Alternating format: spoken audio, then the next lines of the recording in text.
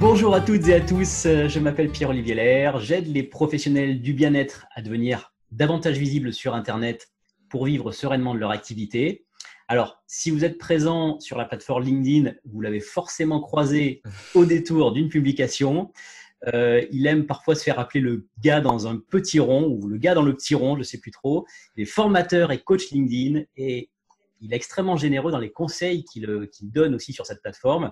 J'ai le plaisir aujourd'hui de recevoir Christopher Piton. Salut Pierre-Olivier et puis ravi d'échanger avec toi aujourd'hui. Alors, je sais pas, tu as peut-être envie de rajouter quelque chose par rapport à ma présentation? Bah moi c'est Christopher Piton, donc comme tu l'as bien dit, et puis bah j'accompagne les indépendants à développer leur activité sur LinkedIn grâce à une stratégie de contenu bien huilée. Très bien. La phrase, le pitch, Ouais. Alors, bah, écoute, si tu veux, on rentre tout de suite dans le vif du sujet.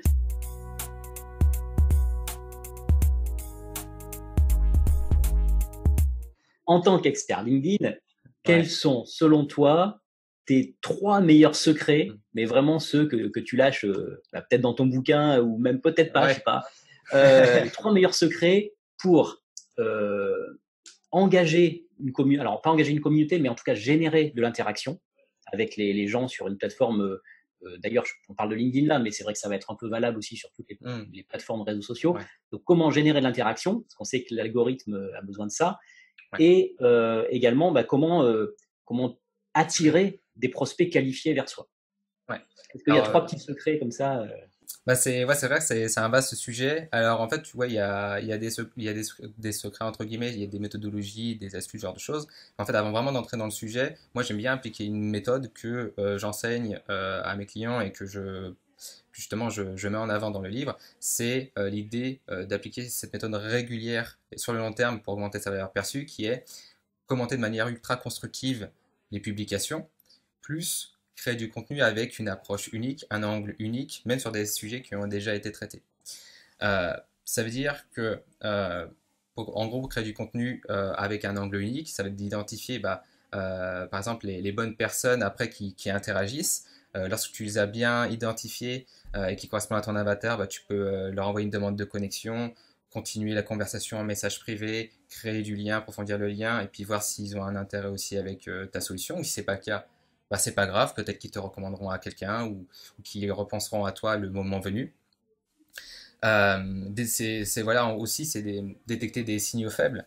Donc, typiquement, si tu as quelqu'un dans une publication qui te dit ah, c'est super, j'aimerais bien, tu vois, en découvrir un petit peu plus sur cette méthodologie, bah, justement, c'est un signal faible qui te dit bah, que la personne elle a peut-être un intérêt pour ton offre.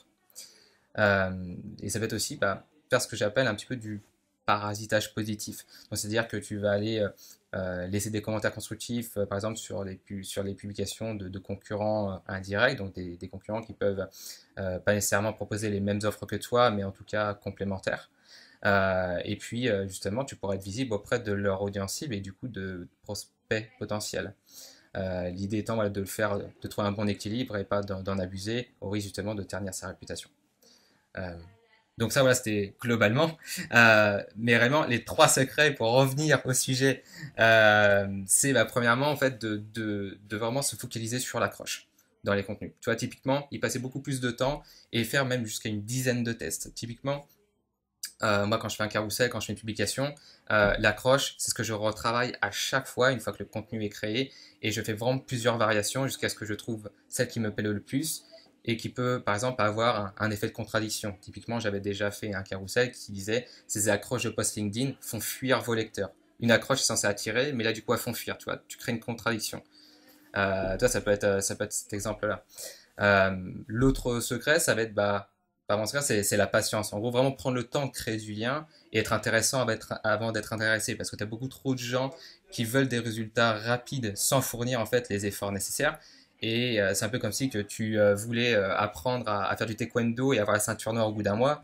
Non, c'est pas possible. On sait que ça demande de la pratique. Et bah, sur LinkedIn, ça demande aussi de la pratique et du temps pour avoir des résultats sur le long terme. Euh, et le dernier secret, ça serait vraiment travailler sur les analogies. En gros, une analogie, c'est vraiment créer une sorte d'image visuelle qui soit concrète en fait, en faisant appel à des références personnelles. Donc, par exemple, si je te dis dégainer en fait des cartes de visite aussi vite que Lucky Luke, as tout de suite l'idée dans l'esprit que l'image elle est visuelle, tu dégaines voilà, des cartes, puis on a l'idée de Lucky Luke, la référence personnelle, bah, voilà, c'est ça, c'est Lucky Luke, et du coup c'est concret. Euh, Pareil, si je te dis, bah, les hacks sur LinkedIn, c'est comme les petites roulettes sur un vélo, ça ne dure pas longtemps, c'est pareil, on comprend tout de suite en fait le message. Et en gros, si tu réussis à créer des analogies comme ça dans tes contenus, ça te permet de connecter davantage aussi avec l'audience. Ah, super. Bah, très bonne chose que je fais très très peu et je vais me le noter. Ça marche. Ça fait quelques petites astuces à mettre en place pour les gens qui nous regardent. Et puis voilà, n'hésitez pas à aller plus loin aussi en contactant Christopher parce que voilà, il y a une grosse expérience sur LinkedIn depuis. Ça fait combien d'années d'ailleurs que tu as découvert et que tu travailles vraiment sur la plateforme? 3 ans, ouais, ça fait quasiment 3 ans. Ouais. Ouais. Donc, Ouais. mais quasiment à plein temps sur ça. Tu fais... Bah, ouais, quasiment à plein temps, ouais, 2 ans. Enfin, 2 ans, ouais, de bonnes années, ouais. Donc, bah, très très bien. Ça nous permet d'avoir des belles astuces. Et puis, c'est vrai qu'en plus, tu n'es pas avare de conseils. Donc, c'est ça que j'aime bien aussi dans tes publications, dans tes posts réguliers. J'apprends plein de choses.